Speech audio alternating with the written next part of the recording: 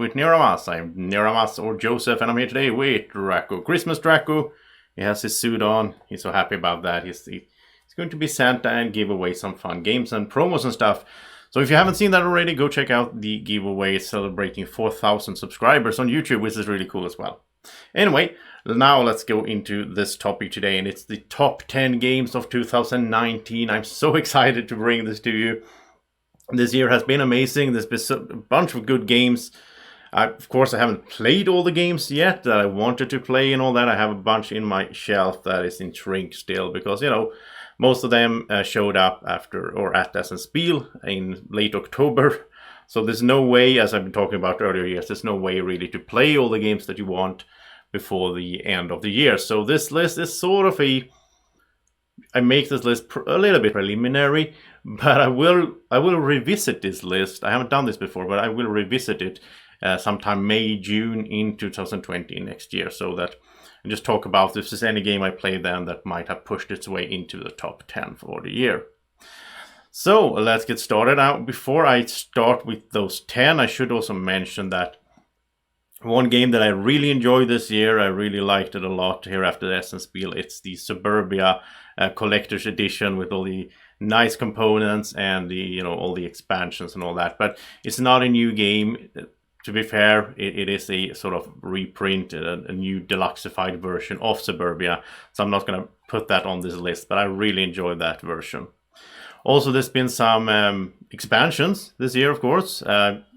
Funny enough, though, I mean, I could put together a top 10 expansions that I was excited for at Spiel, but I haven't played that many expansions this year. It's so weird. I think it's the year that I play the least amount of expansions in a while. So for some reason, I'm not really sure why, it just so happened. But I would like to mention a few, though, that I really enjoyed. So first up, Terraforming Mars Turmoil up there. Really enjoyed that one, but it's not my favorite still. I still like Prelude more, but it is good. And especially like at a higher player count, I do like Turmoil a lot because it brings some interaction to the game. But you know, it's also going to lengthen the game and so on. But yeah, really cool one. Another one, of course, is these Keyforge new sets, the Age of Ascension and Worlds Collide. Out of those, Worlds Collide is my new favorite, the latest one. Really cool there with 2 new houses. And I don't really like the dinosaurs because they're so overpowered, but I really like the Star Alliance in that set. And finally, I also want to mention the new discoveries for Underwater Cities up there. I really liked Underwater Cities already. But with the new Discoveries expansion, wow, this game is so cool. So cool. I really enjoy it a lot. And there's a lot more sort of combo stuff in it. And it also brings new player boards that are layered, which is really nice. Anyway, now let's get into the top 10 games of 2019. Alright, so first up here at number 10 is Wingspan. Wingspan is a game from Stonemaier Games that came out really early in the year, actually. And I enjoyed it a lot. I like it for what it is. It's quite, short and quick engine build game. Lovely artwork with all these birds, and they all have different, combos they can do and effects they can do to, bring you more food, let you draw cards, and getting more eggs, which means you can, build up that engine. And yeah, I like most of this game. There's one thing I don't like, and it's those that I just showed there. It's those bonus cards that you can draw. I don't mind having them in the beginning of the game because that gives you a direction to work for, which is good in the game.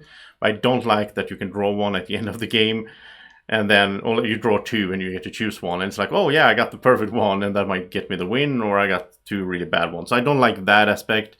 But besides that, I do like this game a lot. And I am excited to try out the expansion. It's one of those expansions that I haven't tried out yet that came out this year.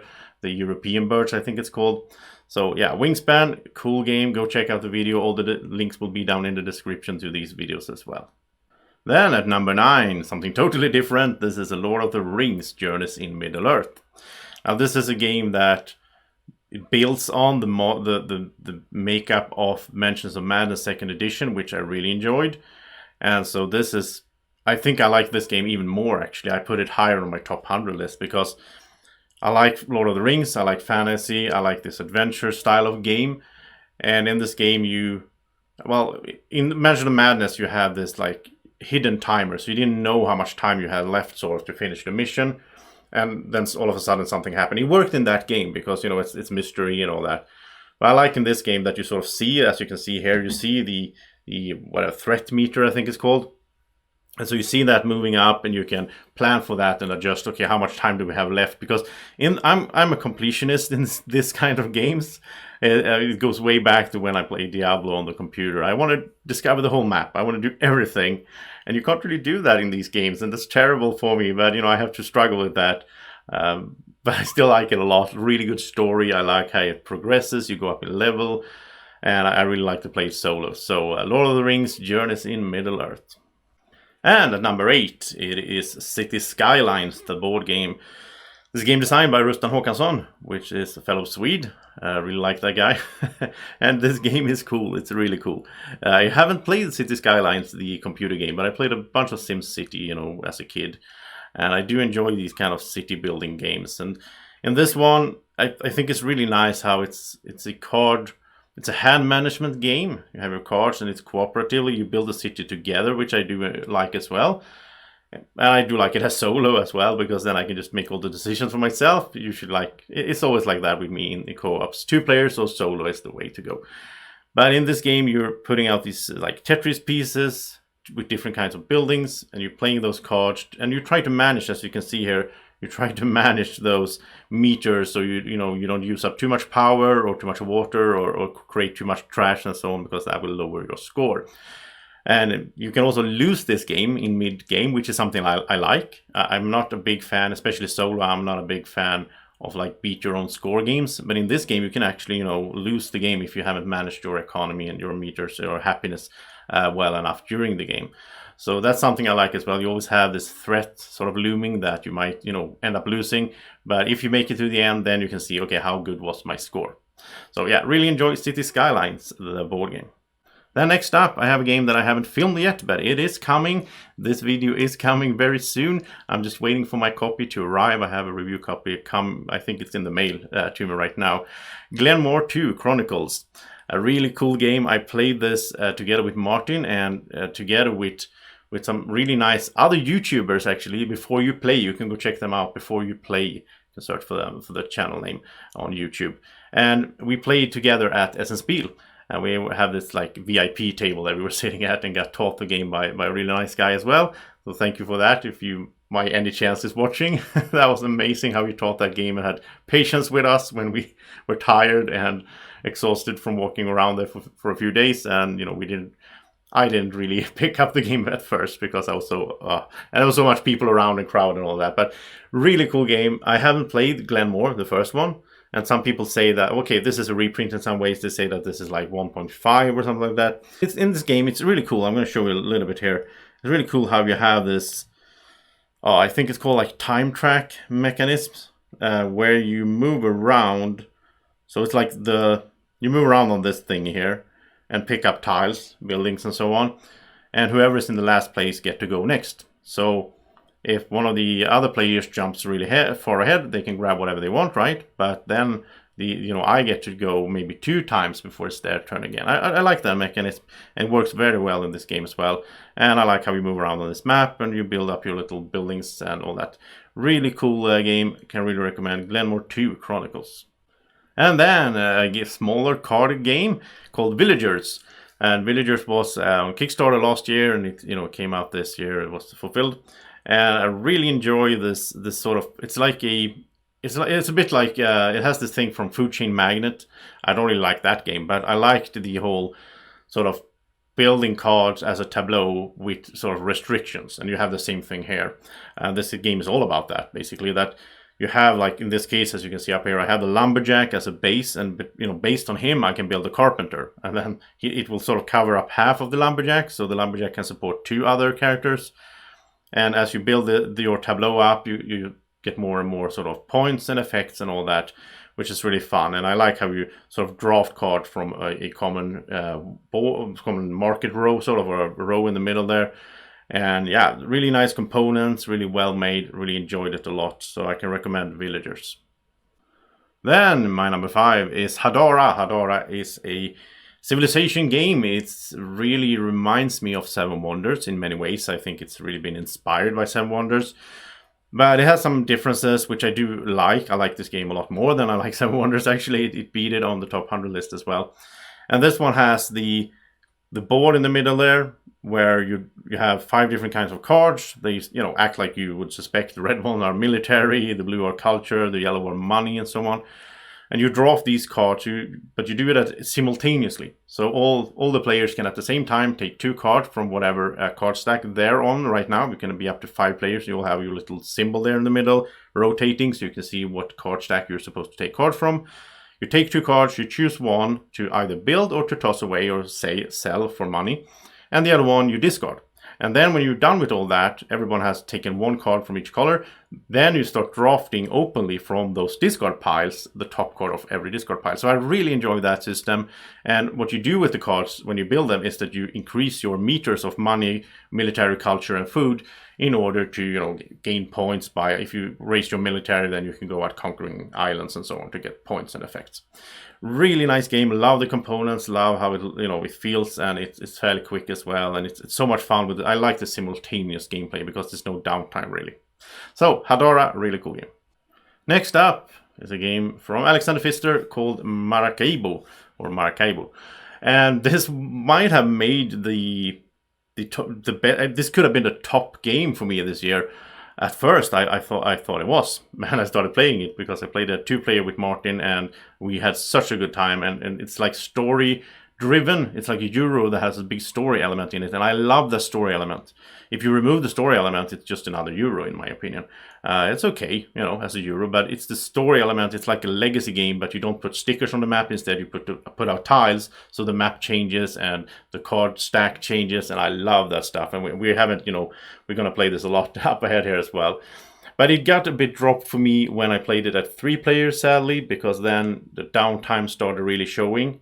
Really, heavy downtime. People get AP and so on. And there is a lot of opportunity in the game to start planning far ahead and get a lot of AP.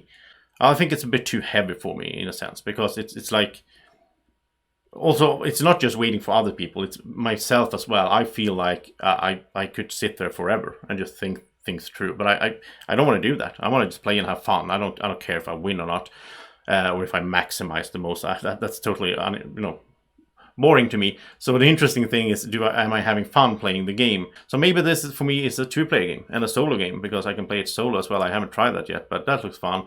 The Atoma looks really cool. I've seen some other playthroughs of that and so on.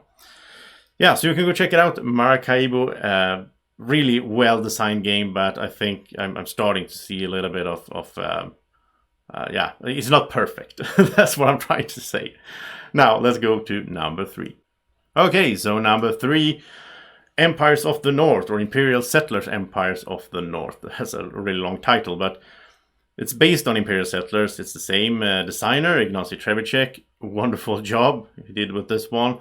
I wasn't a big fan of Imperial Settlers because I didn't like the player conflict in that, but in this one, that's almost erased. There's a little bit of player conflict, but I discovered that you almost never do that. You can spend it, like your whole action could be to spend one of these race tokens in order to exhaust another player's card.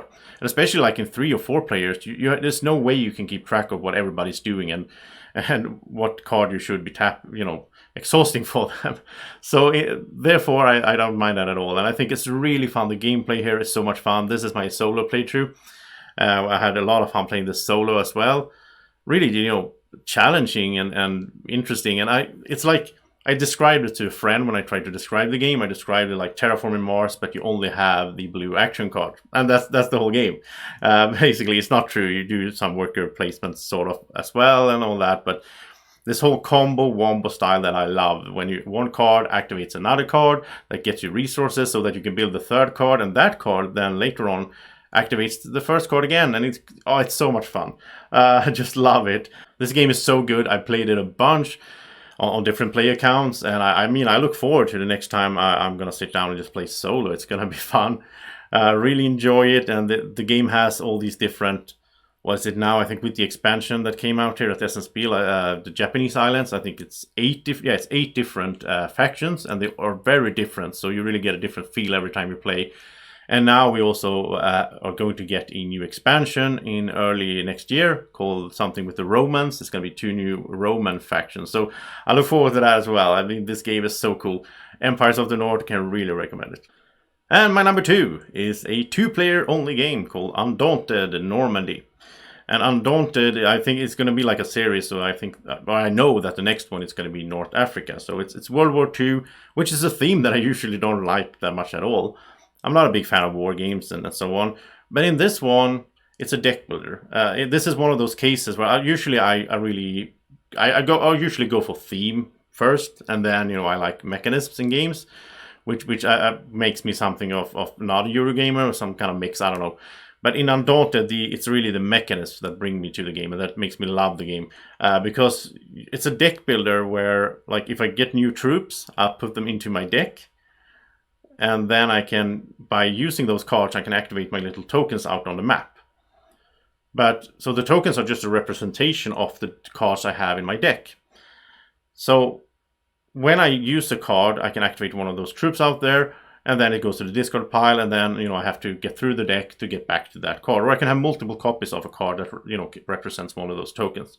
The really cool thing is that when my opponent shoots one of my units and hits, because you roll a die and all that, then I lose a card either from my hand, which is terrible, because then I have one less card to play that round, or from my discard pile, or from my deck. And once I lost, like, there's 5 different cards, there's 5 cards for each infantry troop or infantry type. Once I lost all those 5, I can't activate that infantry anymore, and if I get hit again, then that token is removed as well. And you're trying to reach certain objectives. It's like sort of like capture the flag in Battlefield or whatever. You're trying to reach these points and not capture the flag, hold the points, basically, like conquer. And also you can win by sort of destroying the other units or getting rid of all those riflemen, because you need the riflemen in order to take control of those control points. Yeah, so Undaunted, really cool game, really fun to-play game. It's a campaign as well, so you play through sort of a campaign where you get more and more troops, and it gets more and more complex, so you sort of learn the game as you go. And I can really recommend this if you're interested in deck building, if you like the sort of 2-player style where we fight each other, but it's not just about rolling a die and hitting. It's a lot of strategy and a lot of planning on how to move your troops, how to position them to get the best defense, and what cards you recruit into your deck. Wow, it's so good. Really enjoyed a lot, Undaunted. And my favorite game of 2019, no surprise to people that know me, I think, or have been following the channel closely, Tapestry. Tapestry is so good. It's so amazingly good. I think a lot of people, because there's been like a backlash, in the forums and everything, people are whining on it and it's not balanced and all that. And it even, James Stegmaier even released a balancing thing recently with like an errata. But for me, I think my expectations weren't that high as well, because I was watching some really early videos as soon as they came out, like Rado Runs Through and so on. And then I felt like, wow, this is not a civilization game. This is just pasted on theme. And then I didn't get that excited. But then I got the game myself, and I played it, and played it, and played it a lot, both solo and with friends. And it's so much fun. What I'm doing in the game is so much fun. I mean, this is one of those games that even if I don't win, which I like to win, but even if I don't win, I have such a good time during the gameplay. And it's so like fulfilling, it's so exciting. Everything you do gets you something that leads forward, and you start off very small and with just a few resources. At the end of the game, you really feel like you built a civilization, like you did a lot. Now, the theme is pasted on in some ways. It could have been space or whatever. It didn't really matter, but the gameplay, the mechanisms, the feel of the game, I love the components. Really, really good components. It's almost like overproduction on those buildings that you just basically take this awesome looking building, you just place it on your board there and just stays there for the rest of the game. It could have been a tile, but it's not a tile, and I do appreciate that. It's so nice, and these little houses and all that, and the way you play the tapestry cards, getting you different effects, and you have to adapt all the time. I really like the tactical element in games where I can't really plan out the whole game at the start. That's sort of in some ways boring for me. I like it when I have to adapt to what's happening. And all of a sudden, an opponent might play a card that says that when I move on the military track, he will get points. So all of a sudden, I don't want to move on the military track, and I got to start rethinking my plans. And I love it. I love the gameplay, and well, here's the player board as well, close up there, and the different civilizations. There's 16 different civilizations, so they all have special abilities. Some of them are a bit, boring in some ways. You don't really do that much with them. Some of them are more exciting, but they all have something special and some sort of steer you in a direction on where you want to go. And I'm doing a solo playthrough series. If you haven't seen that already, you can go check that out. The link will be in the description, where I will play through, not all 16, because there's 4 of them are removed in the solo game, but it's 12 in the solo game, which is perfectly enough. So I've done 4, I think, so far. Or 5, 4 or 5, and there's going to be 12 in total I'm going to play through with all the different civilizations. I really enjoyed solo. Really nice Automa system. The Automa factory, they kept developing basically what they did with Gaia Project, which I really like, where you have 2 cards and they put them next to each other. You only look at the middle, and that decides what the Automa will do, instead of just having 1 card. And that means that there's so much more variability and so many more different options for the Automa to be able to do on a certain turn. And in this one, the deck also expands. So the Automa gets more cards as you go, which means they also get better cards, and they get, it's randomized, so they might start doing something more, starting to go into military or something that they weren't doing in the beginning. And the Automa also has like their own faction, which is good as well. So they have a favorite that they're trying to push. And you hear all the time, you're trying to balance it out with your Automa and try to stay ahead. And it's also different levels, which is really fun. So what I've been doing in my solo playthroughs is that if I win, the next time I play, I raise the level by 1. And it's really good as well, because that means the Automa gets new actions or new ways they can do actions. So, wow, it's so well made. Such an amazing game. This is, Undaunted is a great game, but this number 1 for me, this was just, as soon as I, started doing this list, it was totally clear for me. Tapestry, number 1, no doubt about it. Next year, this will be on my top 100. I can't imagine anything else. And it's probably going to be quite high up as well. So it didn't make it this year because I sort of set the deadline for my top 100 list 2 days before Tapestry arrived. I didn't know that at that time. But yeah, otherwise it would have been on the top 100 now as well. But really amazing game, and thank you so much for watching this top 10 of 2019. Been a great year in many ways for me and for the channel and for Draco. Essen Spiel was awesome, all that. Bunch of Swedish conventions I went to. We had our own DracoCon, first during the winter and then a big one in August, and that was really good, really fun. And the channel has been growing a lot. It's been more than I expected, in terms of new contacts and viewers and subscribers and likes and comments and all that stuff, which drives the channel forward. And I really appreciate all the support that you have been giving to the channel as well in different ways. So thank you so much for watching. If you're new to the channel, you can click the button down there to subscribe and like the video as well. And we look forward to an even better 2020. Next year, we're going to just keep going strong and deliver better and better content for you, better quality in many ways, more camera angles and better ways to show you games, because that's what it's all about. Have a great evening, morning, whenever you're watching, and Happy New Year. Bye-bye.